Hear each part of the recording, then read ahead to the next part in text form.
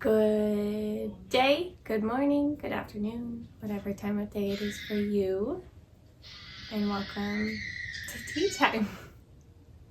You might hear my child screaming in the background, or playing, or crying, or doing various things because I am in my house today. Well, my apartment, my home, my humble abode. So this is my room. This is where my husband and I sleep. Right across from me is Theo's car bed. So he starts the night in that bed and usually crawls up to our bed. But it's okay. I like it that way. I like to get my snuggles in, and I like that he's pretty independent coming into our bed. And sometimes I still have to go get him, but most nights he'll just crawl on up. Today, I have a vanilla matcha latte. So I make matcha a lot, but I usually make it with hot kettle water. And today I switched it up. I made it with the espresso machine. I frothed it up, got it all fancy, steamed it, I guess is more steam and frother. I don't know. I'm not super in the know with the espresso machine like my husband is, and he was just judging me the whole time in a good way, although he says I need steaming lessons. So I'm gonna work on steaming my milk, especially because it wasn't quite warm enough. So after I filmed it, I had to go back and I just tossed it in the microwave for 20 seconds. It was pretty warm, but it wasn't like drinking temperature, you know? So next time, hopefully I get it hot enough. And I love lattes. I love lattes of all kind, but I do love matcha and chai lattes so much more than coffee lattes. Some coffee lattes or espressos are good, or they're all good. Like, come on, it's a fancy drink. It's so good.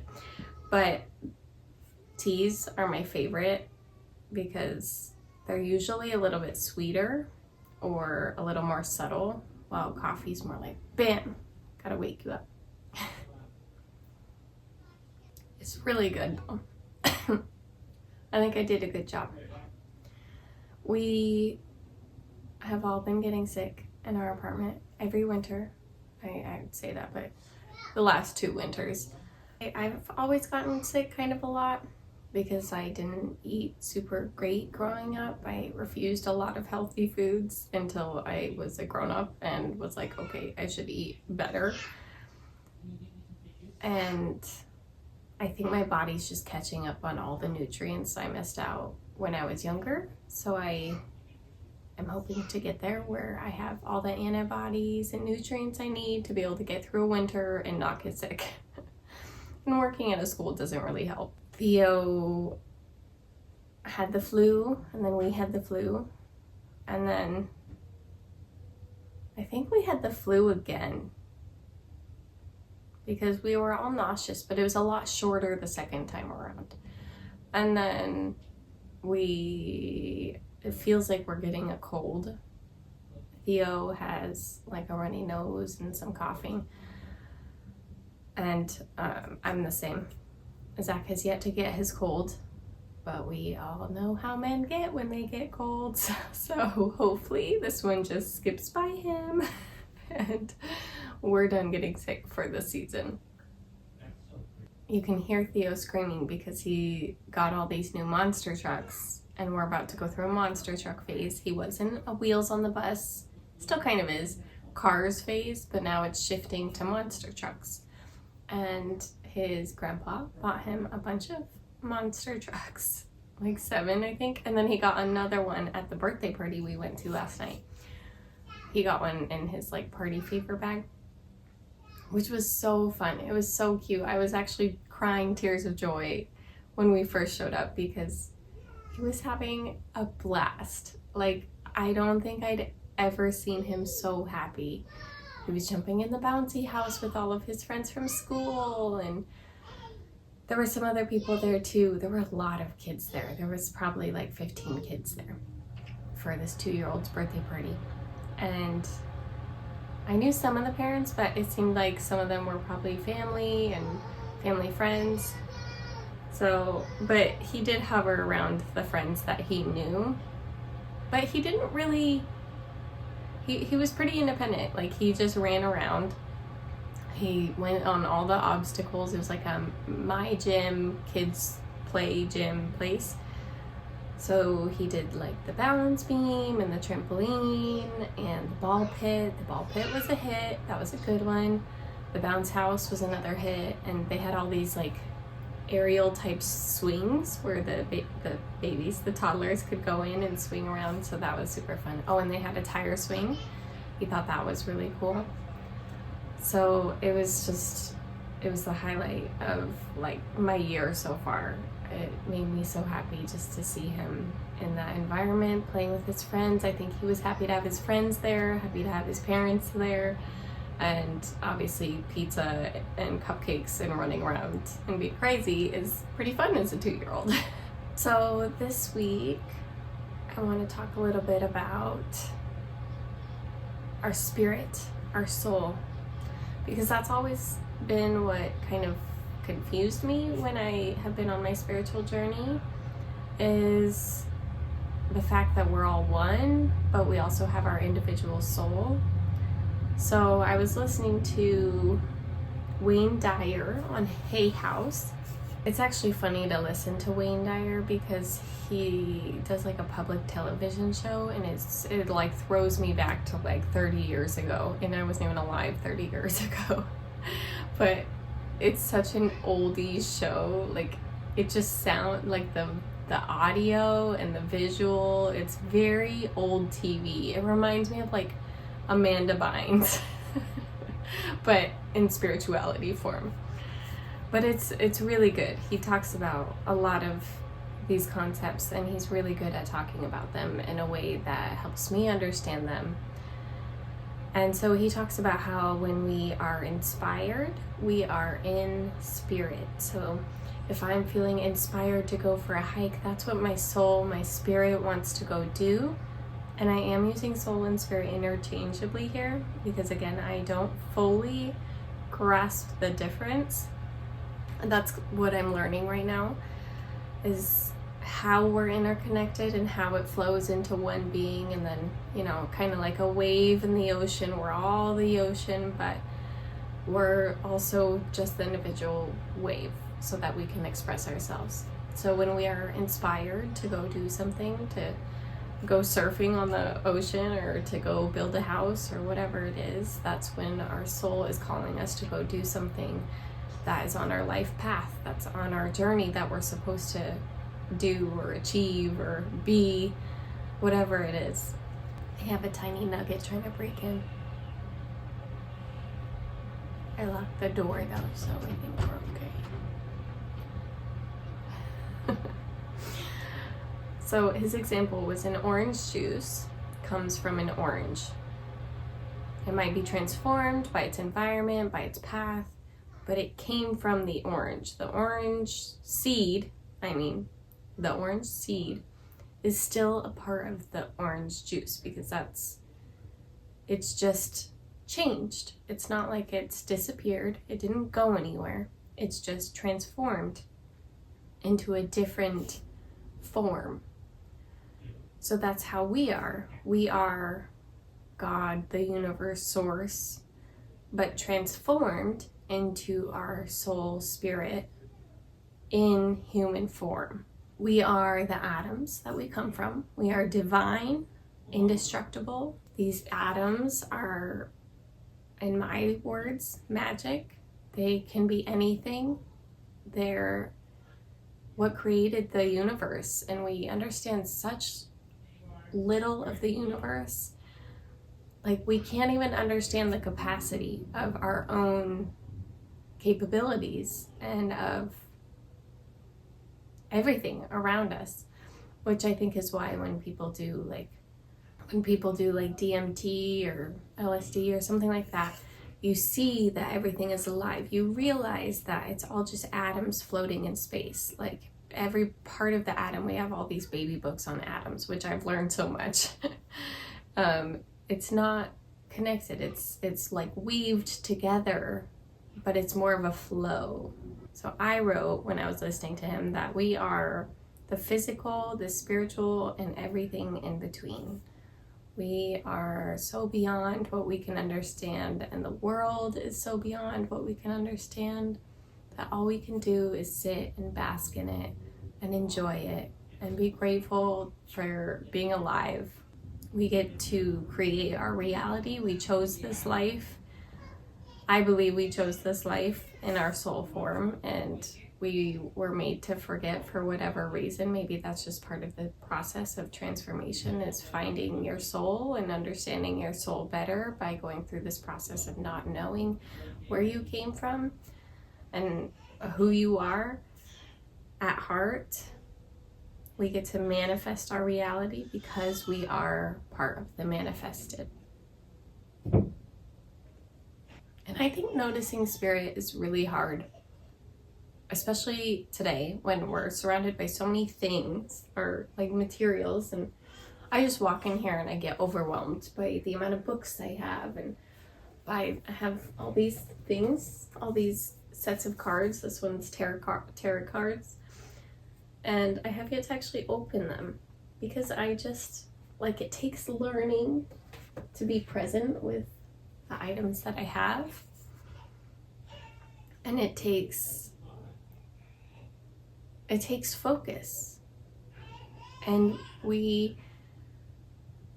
I've listened to a few neuroscientists. I can't quote their names. I probably could next time because I've listened to one a lot. I feel like I should know his name. But he talks about how really we can only focus on one thing. Like, you can shift your focus to two things somewhat, but the more things you try to focus on, the less quality it is. It dissipates a little bit. So I'm focusing on this vlog on my phone, on talking from my notebook, and then drinking tea. Half the time when I do these vlogs, my tea gets cold because I forget that I'm also drinking tea. So when we are surrounded by so many things and so many jobs, so many hobbies, it can be hard to just sit and be and absorb the present moment and enjoy those things. I enjoy everything that's in here. I don't want to get rid of any of it because it's all, in a way, a part of this ego that I have created here on earth. And I want to learn how to do all these cards. I want to read all these books. I've read most of them, but there's a few that I look at that I'm like, I need to read those. But it's not really a need. It's just maybe doing one thing at a time, taking one step at a time. Maybe before I buy books next time, I write it in a book list.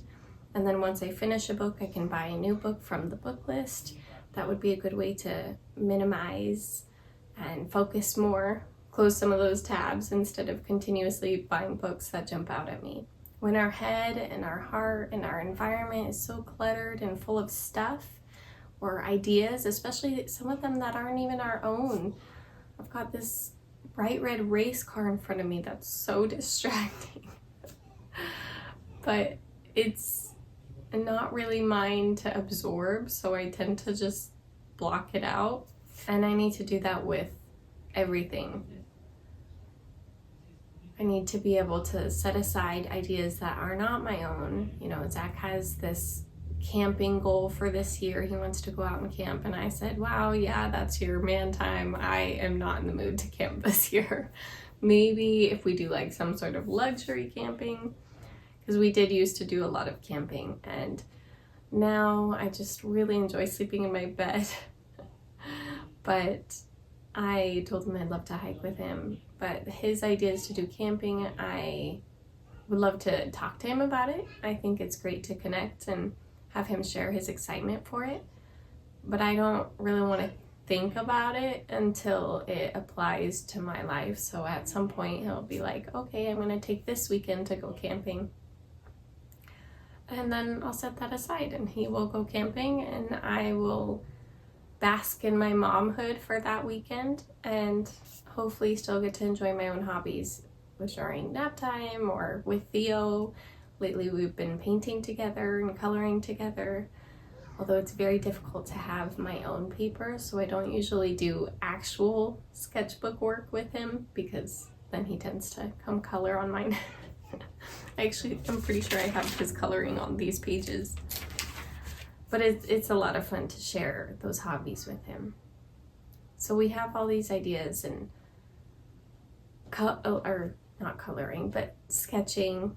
I guess you could say coloring too. Art is more of my own idea that feels like I'm inspired to do art. It feels like it's part of my soul. And every time I feel it in my heart, I like to make time for it. But my family was not so much into things like art, so that doesn't feel like I've adopted their ideas and taken it as my own. Now, when I think about my family, I do think I adopted the idea of, okay, I'm going to be a working mom full-time, just like my mom was. I'm going to make enough money to provide for the family. I'm also going to clean and make sure the house is ready in order. We're also going to take trips and go places, and we're going to grow our bodies, and we're going to be active. Those are all the concepts that I got from my childhood that I have carried into my adulthood. And sometimes that feels like a lot of pressure. Sometimes I feel overwhelmed with how much there is to do. So in Atomic Habits, James, do I have it with me? I don't remember it, the author. In Atomic Habits, James Clear? I don't know. He talks about habit stacking, and currently, well, not right at this second, but lately I've been habit stacking bad habits, or habits that are not aligned with my soul's purpose. And that's things like taking hits from my pen, and then I eat a lot. I overeat after I do that, and I go to bed early, and I don't do all the things that I want to do. Instead, I go on social media, or because I'm off social media right now, I have been binge watching Love is Blind because I'm such a sucker for those shows. And I think it's okay to watch those shows, but in moderation and knowing and separating yourself from that reality. And I don't do that. I just watch it as much as I can when I am not being mom or working.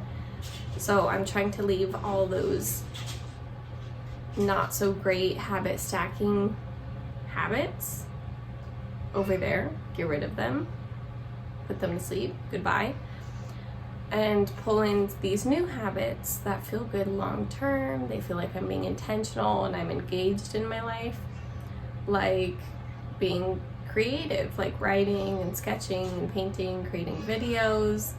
Hopefully I learn to grow my skills. I'd like to be able to knit and crochet one day. Even woodworking sounds fun, to be able to like build our own bench to sit outside. I like all that DIY stuff, but I have not had space to get into it very much.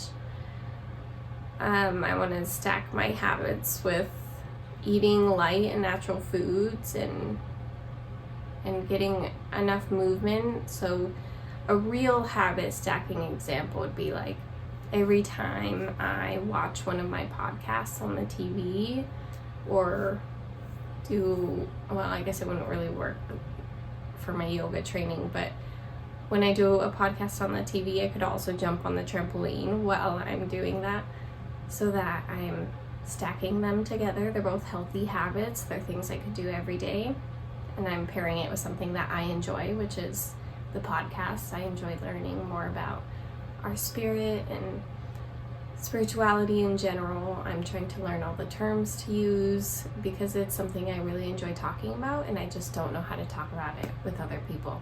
I've been I made these lists about the things that are aligned and then that are not aligned.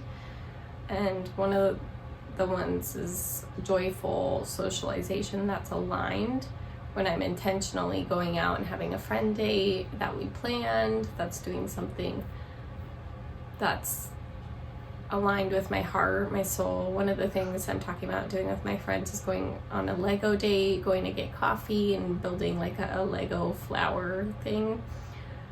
And on the other side, it's isolation out of fear.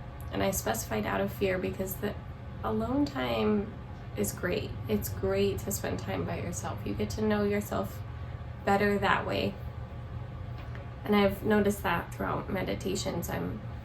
I notice my thoughts more. It's still hard to hear them. They're still very cluttered and busy. And it feels like there was a Headspace video once on Netflix way back when. And there was like all these cars passing and trying to clear out the cars and the traffic and just see the road, just be in the environment. And at the Buddhist service yesterday, the speaker was talking about watching the sky. How often do we watch the sky? We can see airplanes going by, but they're just passing through. Are you really watching the sky? Are you really being present and acknowledging the changes, the sunrise, the sunset, the clouds that are going by? Are you acknowledging the beauty in the world that we live in? So one of the things that feels like it's in my spirit is Waldorf education.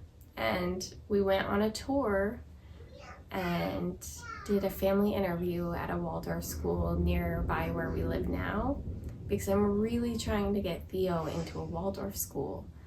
I think the whole play community-centered education is so important at his age so that he can be imaginative and learn how to talk and play with kids before he's learning things like colors and numbers and alphabet. He already knows his colors and he's learning his numbers. And I think you can learn all those things. All academics can be paired with reality, with real life, with the environment that we are in. I'm just so passionate about Waldorf education. And I was a Montessorian, and I believe in Montessori. I believe it's a lot better than the majority of public schools that I've seen or heard of. And I feel like Montessori is like almost there, but I think Waldorf is a little bit higher on my list because it prioritizes imaginative play, storytelling, connection, kindness, and compassion. These are things that they cherish so highly, and they're not putting rules on everything. Like Montessori has so many rules. It's so structured. While Waldorf is just like, okay, we're gonna have snacks, so the teachers sit down with the snack and serve the plates, and then the kids just come because they're like, well, okay, it's snack time. Instead of Montessori, it's like a snack is by choice, but in my particular classroom, that's another thing about Montessori schools is they vary so drastically. In my particular classroom I'm in right now, we have to go by and ask every kid if they want snack at least twice before we put their names away and they don't have snack. But they can go get snack at any time. That's not necessarily true, because if they have a long workout or a work that they just started, then they're expected to keep working before they have snack. And there have been times where I haven't asked the kids if they had snack, which just doesn't make me feel good.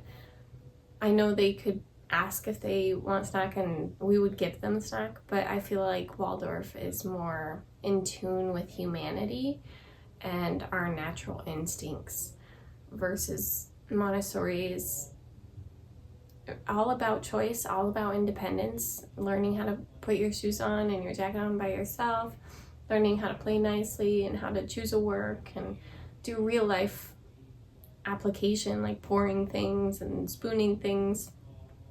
They learn how to do math with these crazy manipulatives, which probably would have helped me learning math. And there's a lot of benefits to both education. I think Waldorf sits so well with me because when I was doing practicum at a Waldorf school, I cried tears of joy because they were all singing from the 2-year-olds to the eighth graders all came to this one room. Some of them were playing guitar, some of them were playing flute. They were all singing these songs that they all knew. And even though no school is the same as another, they're all very different. Waldorf tends to have more things that are consistent throughout Waldorf education. And Montessori schools can call themselves a Montessori school while not being Montessori accredited. So that's a little difficult. Our family interview on Friday was amazing. It was so fun to get to see him play around in it's a yurt, which, yes, please, I love yurts. So he was just running around and she was just obsessed with him. She thought he was the cutest thing and he was super capable. She said, I would not have guessed he's 2 because he's just so capable of, getting things out. And he went, I think what sold it is he went and got this little like cloth sun and he held it up to the ceiling, which is this massive skylight. And he said, "Sun." And she was just like, oh, my heart. It was really beautiful. And it just felt like Waldorf has so much more love to give to the kids. She even said, I say I love you to the kids. I hope that's not a problem. And I said, no, I love that you love my kid. I don't say it because I know it's controversial, but I try to show my kids very much love at school with my students so that they feel like they're loved as well. I give them hugs and I welcome them and I try to be very warm, but it just doesn't feel quite as warm as Waldorf would be. And she asked me if I'd be interested in going there, and I said yes, because if they have room for me, if there's a position that works, that would be the ideal situation, being able to continue to work at the school that Theo goes to. But it is only a half day schooling from 2 to 3, like ages 2 to 3, so he would only go to school until noon. So I don't know if we'll be able to make out a work position where I would only work half a day. And if that doesn't happen, if I can't get a job there, we would have to get financial aid because it's just so expensive. So there's a good chance that we might get financial aid, but there's also a good chance that we might stay at the current Montessori school. And either way, I'm happy, but I do know in my heart I want him to go to a Waldorf school at some point, and I may even want to teach at a Waldorf school at some point, although the whole aging with your students kind of scares me, not because of the students, but because of the curriculum, the amount of curriculum you have to know as you move up grade levels. That just sounds like a lot.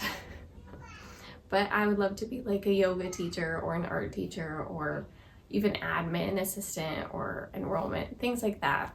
I hope that they consider me for, and I made that clear with her. So even though it was a family interview, it was like somewhat of a me interview to be able to get into the school. I just think we should teach kids to enjoy the world before they have to understand things like labels and counting. And I want them to play in dirt and notice things through feeling and sensations and vibrations before we humanize it and we make it so concrete and, put names to everything. Eckhart Tolle says, look at a tree without labeling it a tree. Just look at it and feel it and fully submerge yourself in the idea of this tree without labeling it in your head. And the reason we do that is because when we label something, we take away from the experience of it. And the experience is so much more full and rich than what we have to give it in our heads. There's so much more to our souls than our brains. That's just a part of our human form. Anyways, that's all I really have to share today. It's been a wonderful week. I'm growing and learning, and Theo's growing and learning, and our family's growing and learning. And we're wishing you all the best and the happiest season, whatever season it is that you're watching this. Go enjoy some matcha, some tea, and I will talk to you all later.